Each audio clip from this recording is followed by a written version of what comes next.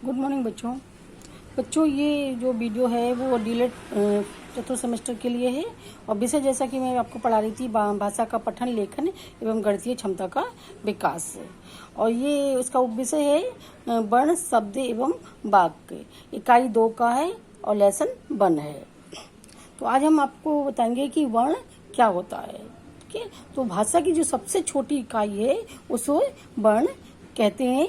वर्ण है वो ध्वनियाँ होती हैं तथा भाषा का उच्चारण है इन्हीं ध्वनियों के माध्यम से होता है। इन ध्वनियों के विशेष चिन्ह होते हैं जो वर्ण कहलाते हैं। इस प्रकार हम ये कह सकते हैं कि भाषा में वाक्य होते हैं, वाक्यों में शब्द होते हैं और शब्दों में वर्ण होते हैं तथा वर्णों को अक्षर भी कहा जाता है। जैसे का है, आ है, पा है, ये सब क्या है? ये सब वर्ण हैं। वर्ण की जो परिभाषा हम देखेंगे कि या हम इसको इस तरह से भी परिभाषित कर सकते हैं कि भाषा की उस सबसे छोटी इकाई को वर्ण कहते हैं जो निश्चित ध्वनि के रूप को धारण करती है। वर्ण को इस तरह भी हम परिभाषित कर सकते हैं कि वह छोटी से छोटी स्वीकृत ध्वनि जिसके आगे टुकड़े न किए जा सकें वर्ण या अक्षर कहलाती है। मतलब वर्ण का कोई टुकड़ा नहीं किया जा सकता। जैसे का है, आप का क्या टुकड़ा कर सकते हो? टा है, उसका क्या टुकड़े कर सकते हो? तो जिसका कोई टुकड़ा न किया जा सके आगे, उसी को हम वर्ण या अक्षर कहते हैं। अब हिंदी भाषा में अगर देखा जाए तो निम्नलिखित वर्ण होते हैं। पहला देखिए स्वर वर्ण क्या है? स्वर ध्वनियां कौन सी है? आ ई उ ऋ ए ओ अंग आहा। ये स्वर ध्वनियां या स्वर्ण वर्ण होती हैं। दूसरे आता है व्यंजन ध्वनियां। व्यंजन ध्वनियों को अगर हम देखें का वर्ग के अंदर कौन कौन से वर्ण ध्वनियां होती हैं? का, खा, गा, घा, अड़ा। चा वर्ग में देखें तो चा, छा, जा, झा, उआ। टा वर्ग में अगर देखें तो टा, ठा, डा, ढा, अणा। और ता वर्ग में ता, था, दा, धा, ना। और पा वर्ग में पा, फा, बा, भा, मा। ये सारे जो हैं ये क्या है? वर्ण हैं। और अंतस्थ अगर वर्ण देखे जाए तो क्या क्या है? या, रा, ला, वा। ऊष्म वर्ण में श, श, सा, हा। द्रव्य गुण वर्ण व्यंजन में क्या है? डा और ढा। स्वर ध्वनियों का ही उच्चारण स्वतंत्र रूप से किया जा सकता है, व्यंजन ध्वनियों का नहीं। कहने का तात्पर्य यह है कि जो स्वर की ध्वनियां होती हैं उनका उच्चारण हम स्वतंत्र रूप से कर सकते हैं, लेकिन व्यंजन की ध्वनियां हैं उनका उच्चारण स्वतंत्र रूप से नहीं किया जा सकता है। व्यंजन ध्वनियों का जो भी उच्चारण किया जाता है वो स्वर ध्वनियों के मेल के बिना संभव नहीं है, अर्थात उसके लिए स्वर ध्वनियां होना आवश्यक है। जैसे अगर हम उदाहरण के लिए देखें का अगर उच्चारण है का तो उसे आ मिलने पर ही संभव है। का प्लस आ बराबर का। इसी प्रकार का के संग हम ओ जोड़ दें तभी को होता है। को अर्थात जिस व्यंजन ध्वनि के साथ में जो स्वर जुड़ेगा उसकी ध्वनि भी वैसी ही हो जाएगी। पुनः स्वर एवं व्यंजन ध्वनियों के मेल को वर्ण कहते हैं। तो आपने देखा इसमें कि स्वर ध्वनियां और व्यंजन ध्वनियां दो प्रकार की ध्वनियां होती हैं और जो भी स्वर ध्वनियां हैं उनका जो उच्चारण है वो स्वतंत्र रूप से किया जा सकता है, लेकिन जो व्यंजन ध्वनियां हैं उनका उच्चारण स्वतंत्र रूप से नहीं किया जा सकता है जब तक कि उनका मेल स्वर ध्वनियों के साथ न करा दिया जाए। अगर हम एक सिंपल शब्द बोलते हैं जैसे का है तो का के साथ में भी आ मुंह से निकलता है का, है ना। अगर हम को बोलते हैं तो को, का प्लस ओ तो को मिलेगा। अगर हम के बोलते हैं तो का प्लस ए के निकलेगा, है ना। अगर हम कै बोलते हैं तो का प्लस ए, यानी कि कोई भी जो व्यंजन होता है बिना स्वर की मदद के उसकी ध्वनि है उसका उच्चारण संभव नहीं होता है। और ये जो स्वर और व्यंजन है इन ध्वनियों के मेल को ही वर्ण कहा जाता है। अच्छा, अब हम बात करेंगे वर्णमाला कि वर्णमाला क्या होती है। तो वर्ण होते हैं वो एक अक्षर होते हैं, और वर्णों का जो समूह होता है उसको हम वर्णमाला कहते हैं। वर्णमाला को हम इस प्रकार भी हम व्यक्त कर सकते हैं कि कोई भी भाषा कुछ निश्चित ध्वनियों के द्वारा ही बोली जाती है। इन ध्वनियों के कुछ निश्चित चिन्ह मान लिए गए हैं। इन चिन्हों के समूह को ही उस भाषा की वर्णमाला कहा जाता है। कहने का तात्पर्य यह है कि एक वर्ण है, वो एक शब्द है, वो हम वर्ण कहलाता है। लेकिन जब कई शब्द हैं या वर्णों के जब समूह होते हैं उसको हम वर्णमाला कहते हैं। ये ध्वनियों के द्वारा ही निश्चित होती हैं, ध्वनियों के द्वारा कुछ चिन्ह निश्चित कर दिए जाते हैं। इन चिन्हों के समूह को ही वर्णमाला कहा जाता है। अब हम देखेंगे शब्द क्या है।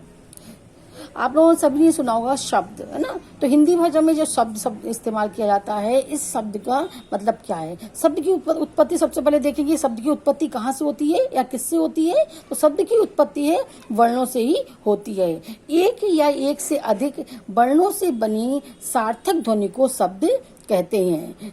शब्द के लिए जरूरी है कि ध्वनि सार्थक हो। दो वर्ण हैं, जब दो वर्ण मिल जाते हैं तो एक शब्द की रचना होती है। लेकिन इसके लिए जरूरी होता है कि ध्वनि जो निकल रही है वो सार्थक हो। शब्द भाषा के प्राण होते हैं। शब्दों के अभाव में भाषा की कल्पना भी नहीं की जा सकती है। व्याकरण की दृष्टि से स्वतंत्र एवं सार्थक ध्वनि को ही शब्द कहते हैं। शब्द से तात्पर्य उस ध्वनि से है जिसको सुनकर किसी अर्थ का बोध होता है। शब्द ही भाषा का वास्तविक खजाना है, जिसके पास जितने ज्यादा शब्द होते हैं और जो उन शब्दों को जितने प्रकार से प्रयोग करना जानता है, उसकी भाषा उतनी ही प्रभावशाली और समृद्ध हो जाएगी।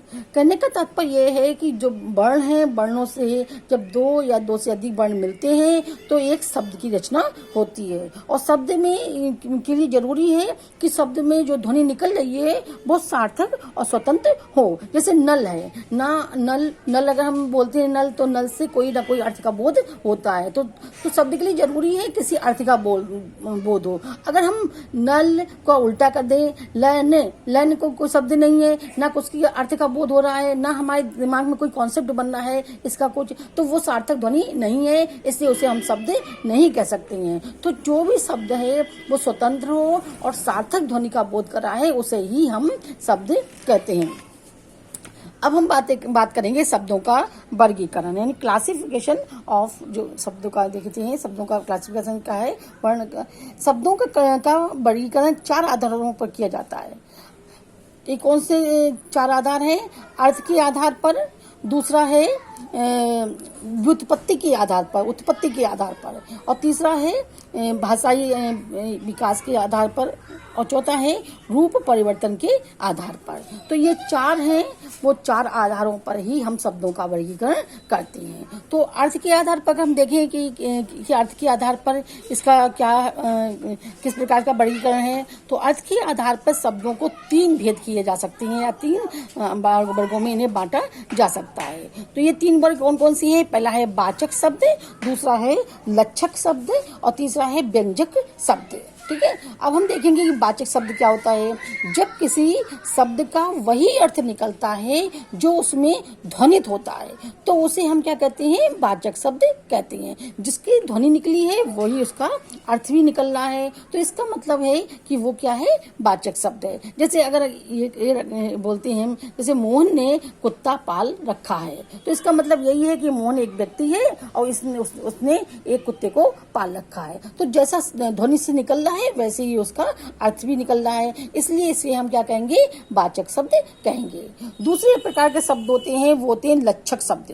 अर्थ के आधार पर अगर देखें तो दूसरे प्रकार का जो शब्द हैं वो लक्षक शब्द कहलाते हैं। जब किसी शब्द का प्रयोग उसके लक्षणों के आधार पर करते हैं तो उसे हम लक्षक शब्द कहते हैं। जैसे सुमित ने भालू पाल रखा है, ये वाक्य है सुमित के किसी लक्ष्य को करके कहा गया है, यानी सुमित का ये कोई लक्ष्य है, बड़ा है, और या उसका जो लक्ष्य है उसकी ओर इंगित करके इसमें उसको कहा गया है कि उसने भालू पाल रखा है। तो उसका जो शब्द है का अर्थ निकल रहा है वो अर्थ ना होकर कोई दूसरा अर्थ निकल रहा है जो इसके लक्ष्य की ओर इंगित कर रहा है। तो इसको हम क्या कहते हैं, लक्षक शब्द कहते हैं। तीसरे प्रकार का है जो व्यंजक शब्द कहलाते हैं, जिन शब्दों का ना तो कोई वाचिक अर्थ होता है और ना ही कोई लाक्षणिक अर्थ होता है, बल्कि किससे किसी व्यंग का बोध होता है, तो उसे हम क्या कहते हैं, व्यंजक शब्द कहते हैं। जैसे सुबह हो गई है, यहाँ पर केवल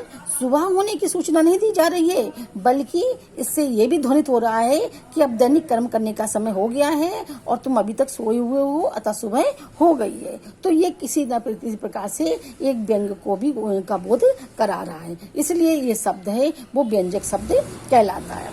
अब हम दूसरे प्रकार का वर्गीकरण शब्दों का देखेंगे, व्युत्पत्ति के आधार पर वर्गीकरण। व्युत्पत्ति के आधार पर शब्दों को 3 वर्गों में बांटा गया है।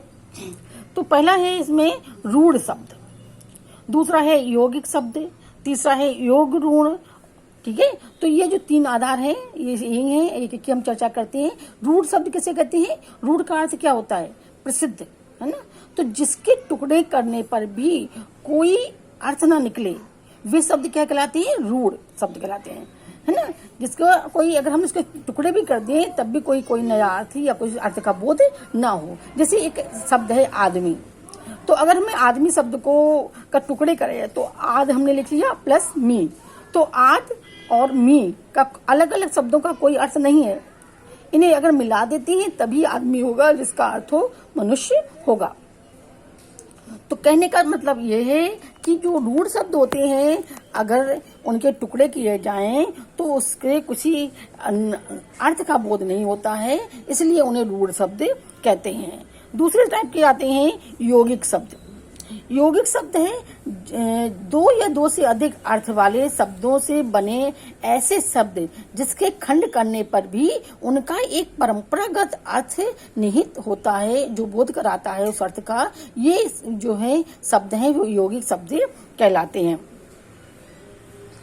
जैसे विद्यालय, तो अगर हम विद्यालय का टुकड़े करें तो विद्या प्लस आलय, अगर इसका मतलब है विद्या का घर है। इसी प्रकार के अगर दूसरे शब्द को देखते हैं रसोई घर, तो रसोई घर जो शब्द है तो अगर हम इसके टुकड़े करें तो रसोई प्लस घर, यानी कि भोजन बनाने का घर या भोजन बनाने का स्थान।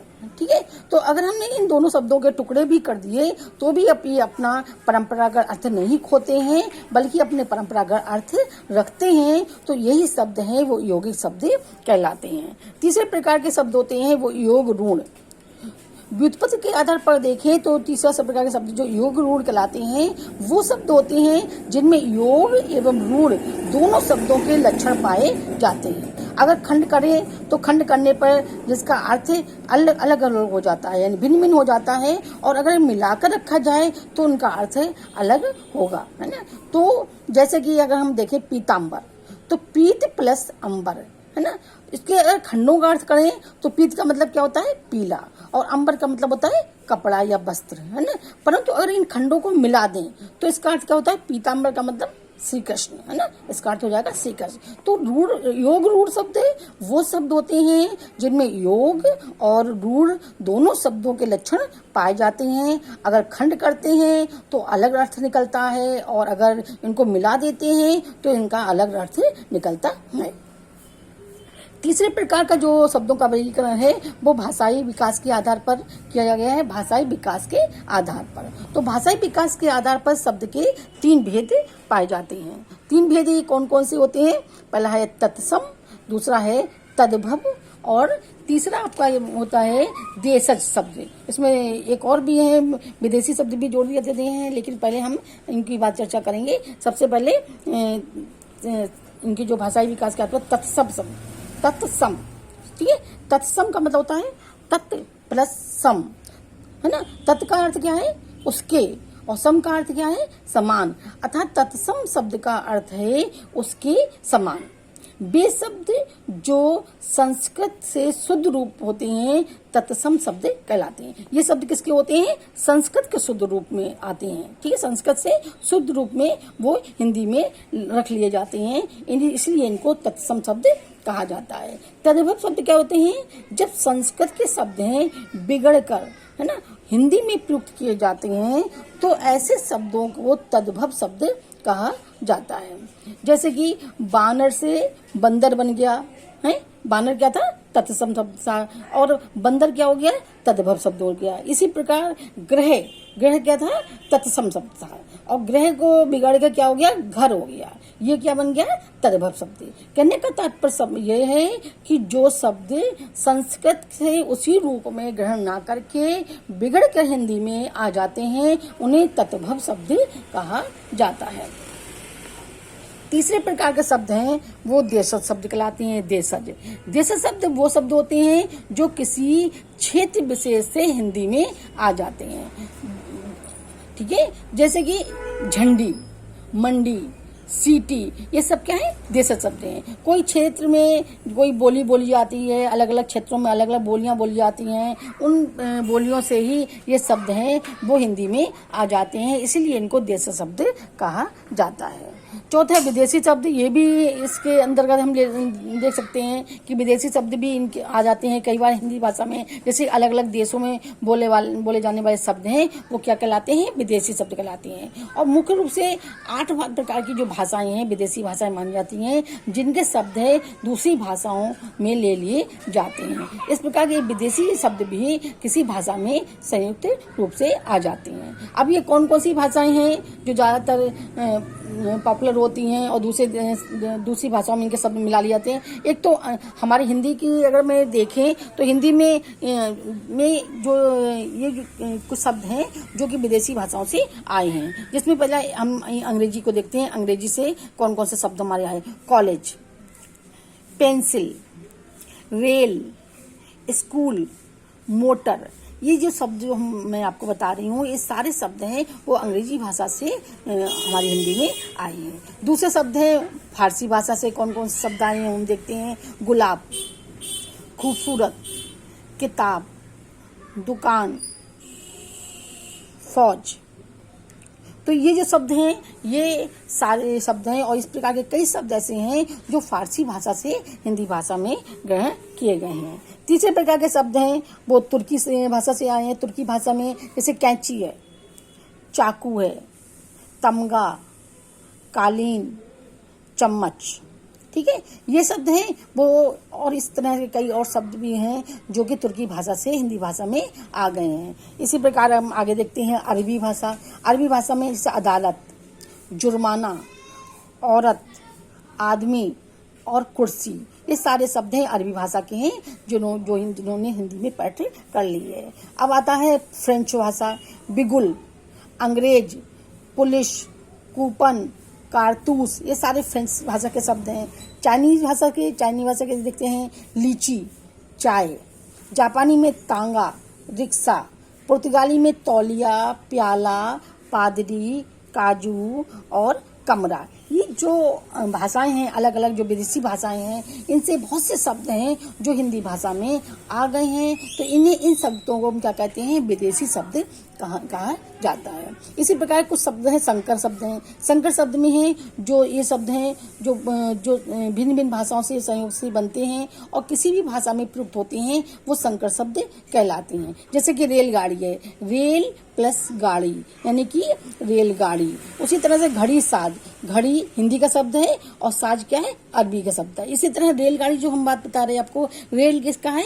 अंग्रेजी भाषा का शब्द है, और गाड़ी है वो हिंदी भाषा का शब्द है। इस प्रकार से रेलगाड़ी बन जाती है। घड़ी साज में घड़ी है हिंदी भाषा का शब्द है और साज अरबी भाषा का शब्द है। इस तरह संकर शब्द हैं वो अलग अलग दो भाषाओं के संयोग से बनते हैं और किसी भी भाषा में प्रयुक्त होते हैं, उन्हें हम संकर शब्द कहते हैं। अब चौथा है इसका है जो आधार है वो रूप परिवर्तन के आधार पर हम कह सकते हैं। रूप परिवर्तन के आधार पर शब्द हैं वो दो प्रकार के होते हैं। पहला है विकारी शब्द और दूसरा है अविकारी शब्द। तो विकारी शब्द में देखिए वे शब्द जो लिंग और वचन के अनुसार बदलते रहते हैं। जैसे कि लड़का, अच्छा, लड़की, अच्छी, ये शब्द हैं संज्ञा अथवा सर्वनाम की विशेषण बताते हैं। ये शब्द 4 प्रकार के होते हैं, जैसे संज्ञा, सर्वनाम, क्रिया और विशेषण। यानी कि जो शब्द हैं लिंग और वचन के अनुसार परिवर्तित होते रहते हैं, उन्हें हम विकारी शब्द कहते हैं। ये 4 प्रकार के होते हैं, संज्ञा के नाम पर, सर्वनाम के नाम पर, क्रिया के नाम पर और विशेषण के नाम पर। अब दूसरा आता है इसमें अविकारी शब्द। अविकारी शब्द कौन से होते हैं? ये शब्द लिंग और वचन के अनुसार बदलते नहीं हैं, ये स्थिर रहते हैं। ये 4 प्रकार के होते हैं, जैसे क्रिया विशेषण, संबंध बोधक, समुच्चय बोधक, विस्मयादि बोधक। ये होती है। इसी अविकारी इसलिए कहा जाता है क्योंकि ये अपना परिरूप है, परिवर्तित नहीं करते हैं लिंग और वचन के अनुसार। अब हम बात करेंगे वाक्य की। ठीक है, वाक्य है क्या है? वाक्य जो भी सार्थक ध्वनियां हैं उनका योग है। शब्द या पदों से ऐसे मेल को जिसमें पूर्ण अर्थ का बोध होता है वाक्य कहलाता है। तो वाक्य की विशेषता सबसे बड़ी यही है कि ऐसे शब्द हैं जो इनका ऐसा मेल होता है जिसका एक अर्थ होता है और जो अर्थ का बोध कराता है वो वाक्य कहलाता है। शब्दों से केवल अर्थ प्रकट होता है, जबकि वाक्य है वो भाव अथवा विचारों को पूर्ण रूप से अभिव्यक्त करने वाले होते हैं। पतंजल ने पूर्ण अर्थ की प्रतीत कराने वाले शब्द समूह को वाक्य कहा है। तो शब्द क्या करते हैं? केवल हमें अर्थ का बोध कराते हैं, जबकि वाक्य है एक पूरे भाव का, एक पूरे विचार को भी अभिव्यक्त करता है। अब हम देखेंगे वाक्य के प्रकार। वाक्य मुख्य रूप से 8 प्रकार के होते हैं। पहला है विधानात्मक वाक्य, दूसरा है निषेधात्मक वाक्य, तीसरा है प्रश्नवाचक वाक्य, आज्ञार्थक वाक्य, संदेहात्मक वाक्य, संकेतार्थक वाक्य, इच्छार्थक वाक्य, प्रश्नादिभुक्त वाक्य। यानी कि जो कि केवल विधान बता रहा है। तो ऐसे वाक्य हैं जिसमें एक कोई बात बताई जा रही है, साधारण रूप में बताई जा रही है, वो वाक्य है विधानात्मक वाक्य कहलाते हैं। जिसमें निषेध का प्रयोग हो, जैसे नहीं का प्रयोग हो, वो निषेधात्मक वाक्य होते हैं। प्रश्नवाचक वाक्य में प्रश्न किया जाता है। आज्ञात्मक वाक्य में एक आदेश दिया जाता है, कमांड दिया जाता है, ये करो वो करो, तो ये क्या आज्ञात्मक वाक्य हो गए। संदेहात्मक जिसमें संदेह को प्रकट किया जाता है, ऐसे वाक्य संदेहात्मक होते हैं। संकेतार्थक वाक्य होते हैं जिसमें संकेत किया जाता है। इच्छार्थक वाक्य होते हैं जिसमें कोई इच्छा की प्रतीत होती है या इच्छा प्रकट की जाती है। और विस्मयार्थक वाक्य वो होते हैं जिसमें विस्मय, अच्छा अरे क्या हुआ, इस तरह के जो होते हैं, जो विस्मय बोधक है वो शब्दों का प्रयोग किया जाता है, वो वाक्य विस्मयार्थक वाक्य कहलाते हैं। अब हम बात करेंगे वाक्य लेखन के गुण। अगर वाक्य लेखन के कुछ गुण हैं जिसके आधार पर हम देख सकते हैं कि वाक्य कैसा है। पहला है सार्थकता। तो सार्थकता का मतलब क्या है कि वाक्य का कुछ ना कुछ अर्थ होना चाहिए। अगर किसी वाक्य का कोई अर्थ नहीं निकल रहा है तो वो वाक्य है सार्थक नहीं कहा जाएगा। जिन वाक्यों में तारतम्यता होती है, संगति होती है और क्रम होता है, वो वाक्य सार्थक होते हैं। और जिनमें ये नहीं पाया जाता है वे अर्थहीन वाक्य होते हैं। छोटे छोटे वाक्य हमेशा लिखने चाहिए। वाक्य सदा यथासंभव द्विअर्थी भी नहीं होने चाहिए, इनके 2 अर्थ निकले ऐसे भी वाक्य नहीं होने चाहिए। छोटे छोटे वाक्य लिखने चाहिए, क्रमबद्ध होने चाहिए, तारतम्यता होनी चाहिए, संगति होनी चाहिए, तो उसमें सार्थकता का गुण अपने आप ही आ जाता है। दूसरा आता है सत्यता। यदि कोई कहे कि मैंने कुत्ते को हवा में उड़ते देखा है, जो कि